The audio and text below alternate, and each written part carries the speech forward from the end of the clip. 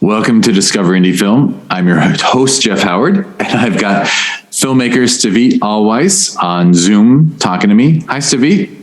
Hi, Jeff. All right, so we just discussed Stavit's film Execution. That's the podcast before this one, was a nice long discussion of Stavit and how she came up as a visual artist and eventually moved into film. And so you should listen to that. It's really interesting. Her film Execution is amazing. It's one of my, it's definitely one that I will remember forever. It walks that line between art and cinema, or art is cinema. It proves art can be, or cinema can be art. So I do recommend you watch it. Someday later in 2022, it should be part of the Discover Indie Film TV series on Amazon Prime Video. So that's a little teaser. But this podcast is going to be Stavit answering what I call the 4 questions, the Discover Indie Film 4 questions, which are favorite films, an underrated film, an overrated film, and a lesser known film that people should seek out. Stavit is laughing because she's not prepared. So just know that we're going to wing it. She did not sit down and spend a week trying to figure out what her favorites are, which don't mean to brag, but some people hit me with like, okay, I've been working on this list for 3 weeks. I'm like, wow, I didn't mean to give you homework.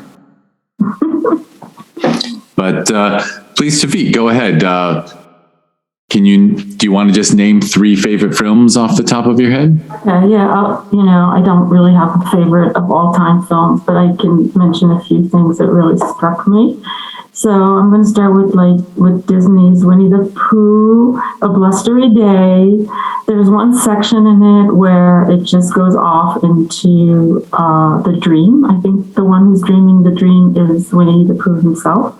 And it is just a wild, psychedelic, animated sequence that you should watch when you're high, when you're not high, with friends, alone, when you're down, when you're up. It's just like the best thing, delicious eye candy and like brain massage, So it's the dream sequence in A Blustery Day. Then I think I've been really, I love the film Brazil very, very much because the way it moves is just, it's heavy and juicy and its colors are saturated and it's intense and it's just sort of comes into your eyes in these very like thick, heavy dollops, and I'm very much sensuous with my eyes, it's like it's colors and visions do to me, I think, what music does to music lovers. So definitely love that film so much. Yeah, The Cell, right? Brazil. Oh, Brazil. I heard you wrong. Oh, I love Brazil so much. Brazil's in my top 3. Yeah, isn't that amazing how like over years, and I hear that a lot for a lot of people, Of course, I hate the way it ends, but do that, I still love the film. What's another film that I love? I don't mean to prompt you, but you could throw in Yellow Submarine.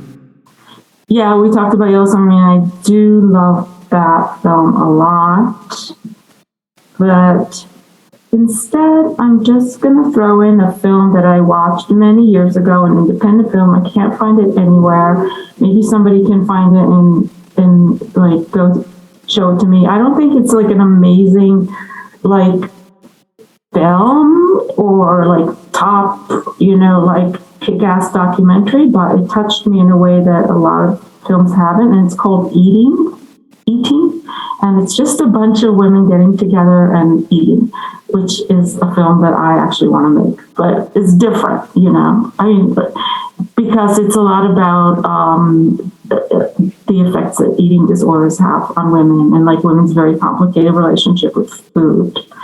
And it's awesome. There's a line there that I use all the time where this one woman interviews and like talks directly to the camera and she's crying and she says, no man has ever done for me what a baked potato can do.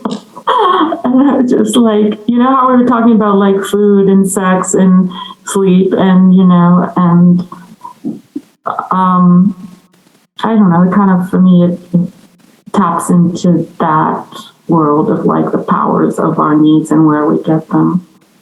For sure. That sounds it sounds powerful. Yeah. I just want to watch that again. Okay, next. The next question is a film that is underrated. Well, this, I happen to have an answer. What's the name? Altman. Because I recently just happened to watch a film by Altman called Images, which I think sort of got lost in the shuffle and then got resurrected and reprinted a few years back. And I just watched it because I was like in front of the TV and there was nobody home, so I could watch what I want. When people are at home, they just watch stuff that I don't want to watch. So I was looking at Robert Altman because I like his films. They're also sort of complicated and long and layered and messy and, big ensembles. Well, not all his films, but certain ones. And there was this film that I never saw called Images, and I watched it. It was darn good. Like I think he said it was a horror film, but by now horror has become something so much more intense and just like red meat, that to me it didn't feel like a horror, but it was just good. And the actor, whose name I don't recall the moment, it was so good. Really good, underrated, underwatched. Absolutely. Yeah, I hadn't heard of it, but as we were speaking, I did find it. It's Images from 1972. So that will help people find it. When you search for something, the year always helps. Yeah, because I'm trying to watch films from the early 70s because that's where I want to place my next film. So I'm kind of stuck in that era. Like that's how I'll choose my films, by when they were made, because I need to pick up on the language, the decor, the fashion, I really need to immerse in that. So that's one of the reasons I chose that. But yeah. Excellent. All right. Well, the next question is a film that is overrated. Oh boy. Yeah.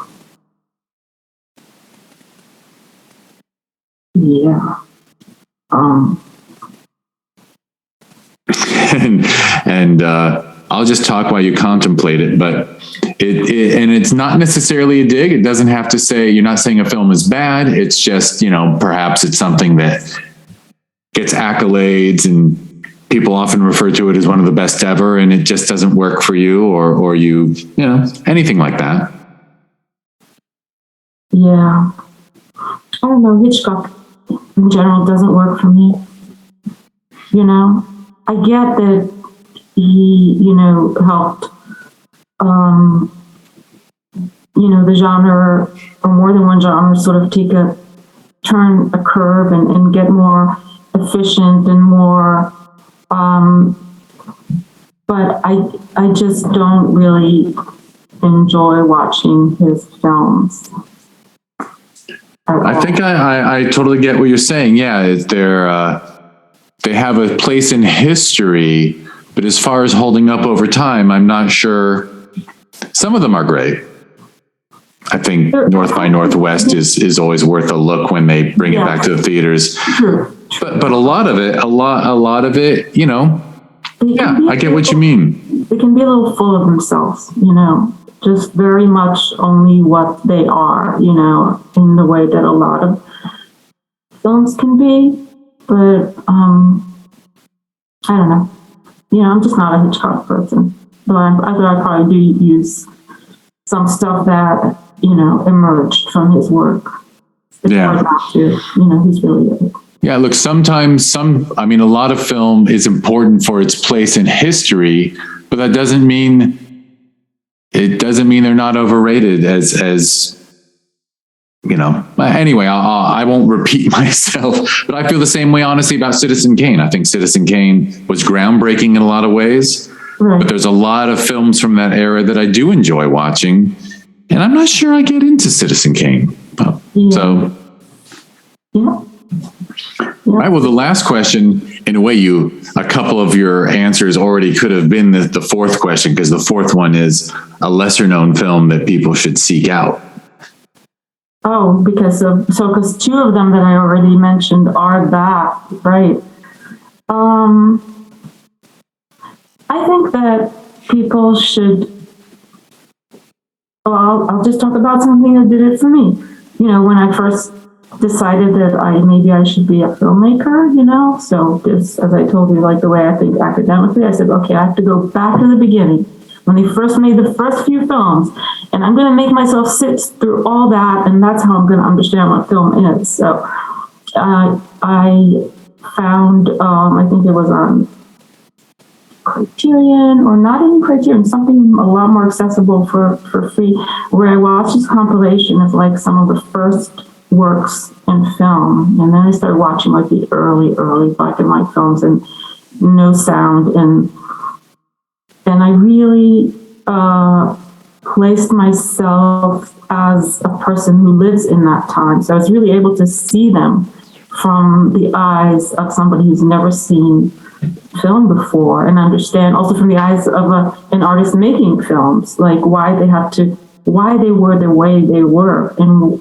how they were moving people around and telling stories, and those blew me away, and I'm still thinking about that as an interesting departing point for film, or like a fork in the road, like from that point, it could have gone anywhere because of what people were doing. It was so interesting, and they were trying all these different things, but then there was sort of Hollywood took over, and they formulated everything in one certain direction, so that whole other part of film, a lot of those examinations and experiments, they sort of atrophied and disappeared.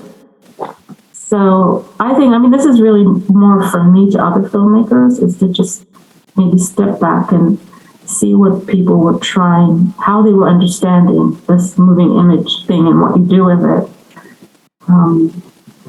Those early films in the early 1900s, a lot, I think, were coming from France and Germany. That too, yeah. So, silent films are underrated. For sure. I'll have to recommend you watch a feature film that we had last November. Is coming out, I think, April 19th. And it's called What with a Question Mark. And it's a silent film because the lead actor is deaf, and he's a deaf actor, and it's his story of going out on auditions. And it's beautifully done, and it's a beautiful tribute to the silent film era, while also being modern and very cool and innovative. Yeah, and the director did a great job. It's a good film. All right. Well, I had to mention that because silent film is, I'm sure you have it in New York, although you're upstate right now. But here in LA, near there's a silent theater that still shows silent films with a live piano player. I heard about it. Yeah. That's awesome. Yeah. I don't know if they survived COVID, but I assume the place just stayed empty for 2 years, and now they can go back in. But yeah, that was actually, funny thing is I always knew about that theater, and I found out my uncle goes all the time because he just loves those. Huh. Very cool. So you also have someone to go with. That's true. I should go with him sometime. Who knows? Right? Sure, you love it, right? Yeah.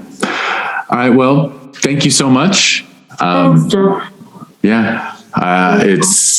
It always warms my heart when other people love Terry Gilliam's Brazil, because that's that film was so important to me when I was young, and still is. Yeah.